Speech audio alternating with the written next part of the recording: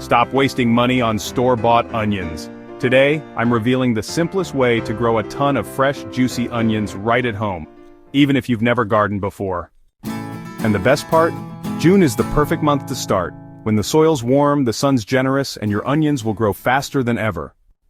For June planting, go for short day or intermediate day varieties like Red Creole or Texas Early Grano. They thrive in summer heat and give you bigger bulbs in less time. Just mix equal parts loose garden soil, organic compost, and a bit of river sand. Onions hate soggy roots, so good drainage is key. Space your onion sets about 3 inches apart and only push them in halfway. If you bury them too deep, you'll get small bulbs. Onions need steady but not soggy moisture. Water deeply every 3 days. But here's my pro tip. Add a pinch of Epsom salt to your watering can once a week for stronger, sweeter bulbs. Weeds steal nutrients, so keep that soil clean. A 5-minute weekly check makes all the difference.